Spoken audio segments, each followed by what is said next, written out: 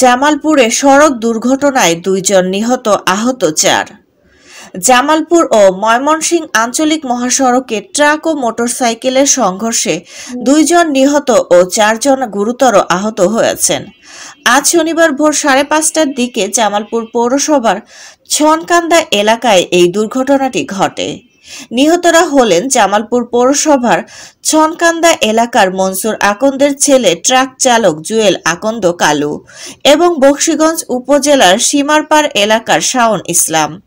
স্থানীয়রা জানান, ভোরে ট্রাক চালক জুয়েল আকন্দ কালু তার ট্রাক পরিষ্কার করছিলেন। এ সময় নান্দিনাগামী ১০ চাকার একটি ট্রাক নিয়ন্ত্রণ হারিয়ে দাঁড়িয়ে থাকা ট্রাকটিকে ধাক্কা দেয়।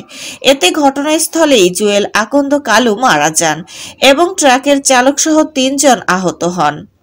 এই দুর্ঘটনার ফলে সড়কে যান চলাচল বন্ধ হয়ে যায় এবং বেশ কয়েকটি যানবাহন আটকে পড়ে। পরে একই স্থানে জামালপুর থেকে ময়মনসিংহগামী একটি মোটরসাইকেল রাস্তার পাশে দাঁড়িয়ে থাকা একটি পাথরবাহী ট্রাকে ধাক্কা দিলে মোটরসাইকেলের আরোহী শাওন ইসলাম ঘটনাস্থলেই নিহত হন। অপর আরোহী গুরুতর আহত হন। পরে ফায়ার সার্ভিসের কর্মীরা আহতদের উদ্ধার করে জামালপুর জেনারেল হাসপাতালে ভর্তি করেন। বিস্তারিত দেখুন শরীফুল ইসলাম ছোকনের প্রতিবেদনে।